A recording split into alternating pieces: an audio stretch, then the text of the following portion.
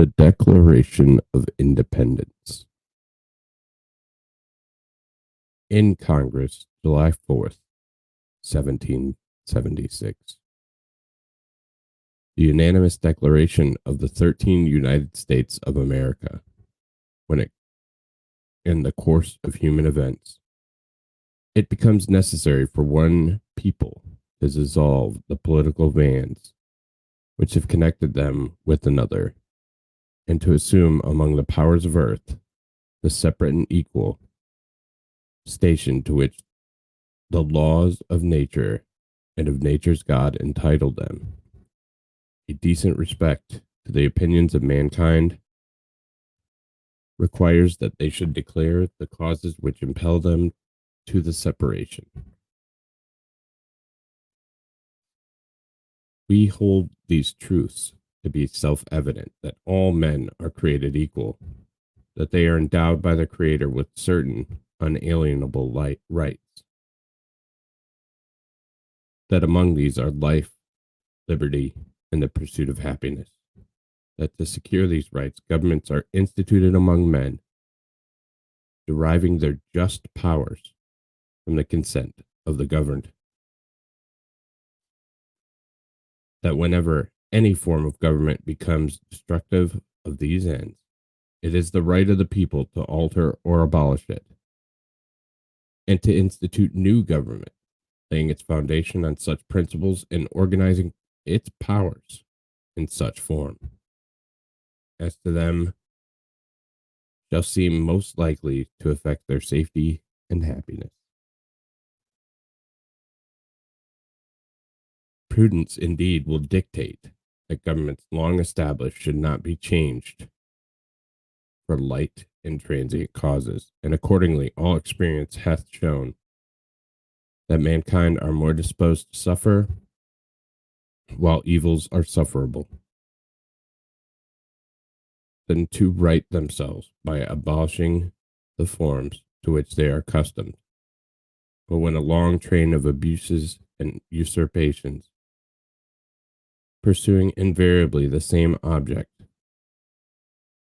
evinces a design to reduce them under absolute despotism, it is their right, it is their duty to throw off such government and to provide new guards for their future security. Such has been the patient sufferance of these colonies, and such is now the necessity which constrains them to alter their former systems of government. The history of the present King of Great Britain is a history of repeated injuries and usurpations, all having in direct object the establishment of an absolute tyranny over these states. To prove this, let facts be submitted to a candid world.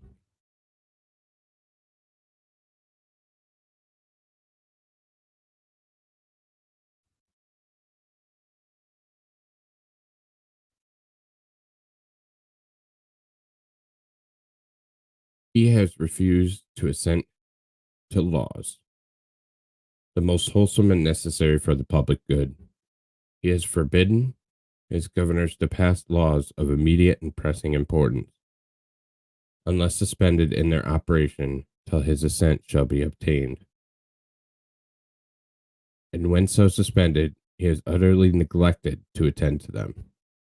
He has refused to pass other laws for the accommodation of large districts of people, unless those people would relinquish the right of representation in the legislature, a right inestimable to them and formidable to tyrants only. He has called together legislative bodies at places unusual, uncomfortable, and distant from the depository of their public records, for the sole purpose of fatiguing them into compliance with his measures. He has dissolved representative houses repeatedly, proposing with mainly firmness his invasions on the rights of people. He has refused for a long time, after such dissolutions, to cause others to be elected, whereby the legislative powers, incapable of annihilation, have returned to the people at large for their exercise. The state remaining in the meantime exposed to all the dangers of invasion from without and convulsions within. He has endeavored to prevent the population of these states for that purpose, obstructing the laws for naturalization of foreigners, refusing to pass others, to encourage their migrations hither, and raising the conditions of new appropriations of lands. He has obstructed the administration of justice by refusing his assent to laws for establishing judiciary powers. He has made judges dependent on his will alone for the tenure of their offices and the amount of payment of their salaries. He has erected a multitude of new offices and sent hither swarms of officers to harass our people and eat out their substance. He has kept among us in times of peace standing armies without the consent of our legislatures. He has effected to render the military independent and superior to the civil power. He has combined with others to subject us to a jurisdiction foreign to our Constitution and unacknowledged by our laws, giving his assent to their acts of pretended legislation. For quartering large bodies of armed troops among us, for protecting them by a mock trial from punishment for any murders which they shall commit on the inhabitants of these states, for cutting off our trade with all parts of the world, for imposing taxes on us without our consent, for depriving us in many cases of the benefits of trial by jury, for transporting us beyond the seas, tried for pretending offenses, for abolishing the free system of English laws in a neighboring province, establishing therein an arbitrary government and enlarging its boundaries so as to render it once an example and fit instrument for introducing the same absolute rule into these colonies, for taking away our charters, abolishing our most valuable laws, and altering fundamentally the forms of our governments, for suspending our own legislatures and declaring themselves invested with the power to legislate for us in all cases whatsoever. He has abdicated government here by declaring us out of his protection and waging war against us. He's plundered our seas, ravaged our coast, burned our towns, and destroyed the lives of our people. He is at times transporting large armies of foreign mercenaries to complete the works of death, desolation, and tyranny. Already begun with the circumstances of cruelty and perfidy scarcely paralleled in the most barbarous ages, and totally unworthy of the head of a civilized nation. He has constrained our fellow citizens taken captive on the high seas to bear arms against their country, to become the executioners of their friends and brethren, or to fall for themselves by their hands. He has excited domestic insurrectionists among us and has endeavored to bring them on the inhabitants of our frontiers, the merciless Indian savages whose known rule of warfare is undistinguished destruction of all ages, sexes, and conditions. In every stage of these oppressions, we have petitioned for redress in the humblest terms. Our repeated petitions have only been answered by a repeated injury. A prince's character is thus marked by every act which may define a tyrant, is unfit to be the ruler of a free people. Nor have we been waiting in attention to our British brethren. We have warned them from time to time of the attempts of the legislature to extend an unwarrantable jurisdiction over the United States. We have reminded them of the circumstances of our immigration and settlement here. We have appealed to their native justices and magnanimity, and we have conjured them by the ties of our common kindred to disavow these usurpations, which would inevitably interrupt our connections and correspondence. They have been too deaf to the voice of justice and consanguinity. We must therefore acquiesce in the necessity which denounces our separation, and hold them as we hold the rest of mankind, enemies of war and peace friends. We therefore, representatives of the United States of America in General Congress, assembled, appealing to the Supreme Judge of the world for the rectitude of our intentions, do in the name and by authority of the good people of these colonies solemnly publish and declare that these united colonies are and of right ought to be free and independent states, that they are absolved from all allegiance to the British crown, and that all political connection between them and the state of Great Britain is and ought to be totally disavowed, and that as a free and independent state, they have the full power to levy war, conclude peace, contract alliances, establish commerce, and do all the other acts and things which independent states may of right do. And for the support of this declaration, with a firm reliance on the protection of the divine providence, we mutually pledge to each other our lives, our fortunes, and our sacred honor. And here are the signers of the declaration: Georgia Button Gwinnett, Lyman Hall, George Walton, North Carolina William Hooper, Joseph Hughes, John Penn, South Carolina Edward Rutledge, Thomas Haywood Jr., Thomas Lynch Jr., Arthur Middleton, Virginia George Wythe,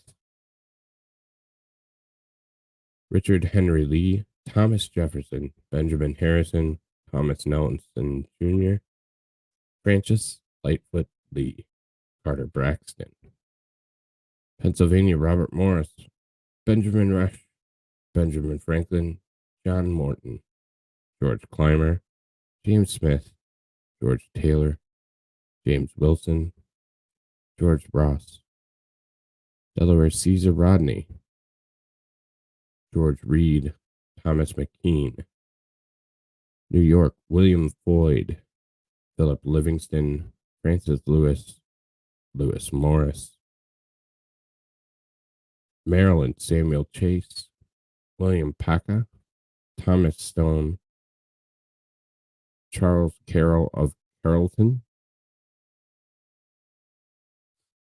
New Jersey Richard Stockton, John Witherspoon, Francis Hopkinson, John Hart, Abraham Clark, New Hampshire Josiah Bartlett, William Whipple, Massachusetts Samuel Adams, John Adams, Robert Treat Payne, Elderbridge Jerry, John Hancock, Rhode Island Stephen Hopkins, William Ellerly,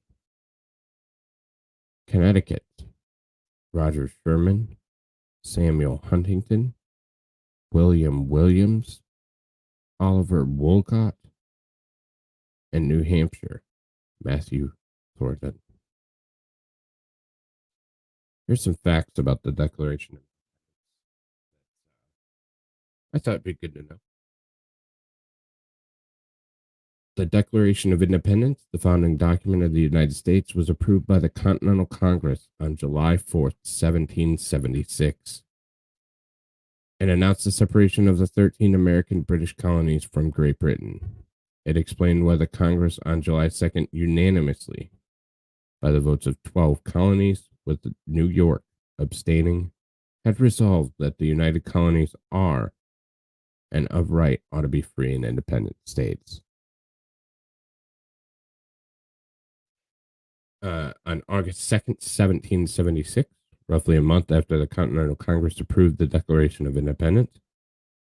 An engrossed version was signed at the Pennsylvania State House, now Independence Hall, in Philadelphia, by most of the congressional delegates, engrossing as rendering of official document in a large, clear hand, signing. Not all the delegates were present on August 2nd. Eventually, 56 of them signed the document. 2 delegates, John Dickinson and Robert Livingston, never signed the paper. Since 1952, the original parchment document of the Declaration of Independence has resided in the National Archives Exhibition Hall in Washington, D.C., along with the Constitution and Bill of Rights. Before then, it had a number of homes and protectors, including the State Department and Library of Congress. For a portion of World War II, it was kept in the Bullion Depository at Fort Knox, Kentucky.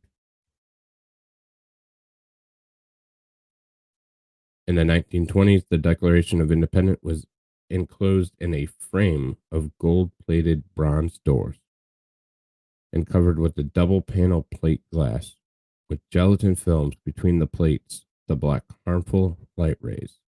Today, it's held in an upright case constructed of ballistically tested glass and plastic laminate. A $3 million camera and computerized system monitored the condition of the Declaration of Independence, Constitution, and Bill of Rights. That's it for the Declaration of Independence. Thank you for watching.